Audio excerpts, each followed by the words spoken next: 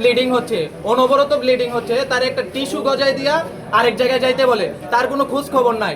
যদি এখানে না পারে তারা তো ডিরেক্ট রেফার করবে, এই ডাক্তারের কাছে যান, এই যে এই ডাক্তার আমাদের পরিচিত, আমরা তাদেরকে ওইখানে সেবাটা দেই, এখানে আমাদের নাই দেখে আমরা ওইখানে সেবাটা দেই, এইরকম রেফার তারা করতে পারে নাই। তারা ডিরেক্ট বলছে যেখানে খুশি সেখানে যাও, মানে আমাদের অসুস্থতা আমাদের দায়ভার, মানে তাদের কোনো দায়ভার নাই।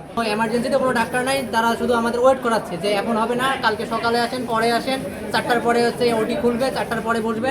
তো 4টার পরে আবার যখন গেলাম তখন বলতেছে এখন হবে না, এটা ডেন্টালে যাইতে হবে বা সার্জারি ওখানে যাইতে হবে। সার্জারি ওখানে গেছি, তারাও এটা করবে না।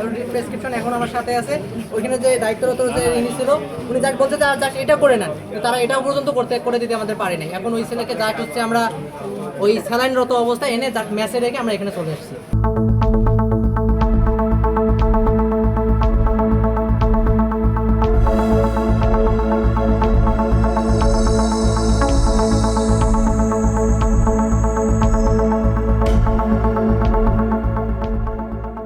ওনাদের কাছ থেকে যেটা আমি জানতে পারলাম, তোমরা যখন শুনে আমি এই ফোন দিলাম, ফোনে যেটা জানতে পেরেছি যে ওনাদের আসলে মানে ঠোঁটটা কেটে গেছে সম্ভব, আমি দেখি নাই, ঠোঁট কেটে গেছে, ঠোঁট কেটে এটা একটা যেহেতু কসমেটিক প্লেস, কসমেটিকের মানে খুব মানে ফাইন সার্জারি দরকার, এবং ফাইন সার্জারির জন্য কিছু সফিস্টিকেটেড নিডলস দরকার, যেটা আমাদের মেডিকেল সেন্টারে ওই ধরনের ফ্যাসিলিটিস নাই। খুবই অনেক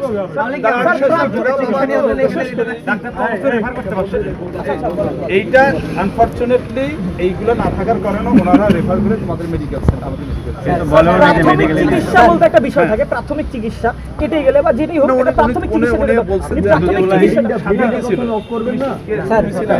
এখন মেডিকেলে যাওয়ার পর আমাদের কি অবস্থাটা হয়েছে, কি হ্যাসেলটা আমরা করছি সেটা আমি একটু খুলে বলি। মেডিকেলে গেছি তো ওনারা বলছে যে আপনারা ওয়ার্ডে শিফট করেন, ওয়ার্ডে শিফট করছি, ওখানে কোনো ভর্তি করছি, কোনো ডাক্তার নেই। ওয়ার্ডের নার্সদের বলছি যে কীভাবে এটা, বলতে আমরা বলছে যে আমরা নিজেরাও জানি না ডাক্তার কখন আসবে, কী হবে আমরা নিজেরাও জানি না। এরপরে কল করতে করতে একটা নার্স আসছে, নার্স এসে উনি এমার্জেন্সি বলছে যে তোমরা এটা জাস্ট লাগাই নাও, এখান থেকে জাস্ট লাগাই না, ওটি কোথায় আছে দেখো, জাস্ট লাগাই না এটা। আমরা ওটির মধ্যে গেছি, ওটি অফ, আজকে কোনো তারা আছে ওটি করবে না। এরপরে আবার ব্যাক হয়ে এই 12টা থেকে 4টা পর্যন্ত আমরা ওখানে দৌড়াদৌড়ি করছি। 4টার সময় আবার ব্যাক হয়েছে ওয়ার্ডে ব্যাক হওয়ার পর আবার ডাক্তারকে বলছি ম্যাম এখন কি হবে, কয় এখন আমি বলতে পারলাম না, তোমরা হচ্ছে সার্জারি বিভাগে যাও। সার্জারি বিভাগে গেছে, সার্জারি বিভাগে তারা এর কোনো ট্রিটমেন্টই দিবে না। এখন এই ছেলেটা যে এতক্ষণ ধরে বিনা চিকিৎসায় আছে, তার যদি এখানের মধ্যে কোনো ইনফেকশন হয় সে দায়িত্ব চলে গেছে। ইউরোপ, এশিয়া, আমেরিকা যেখানে যাই, বিশ্বের 145টি দেশে আজ ফ্রুটো পাই।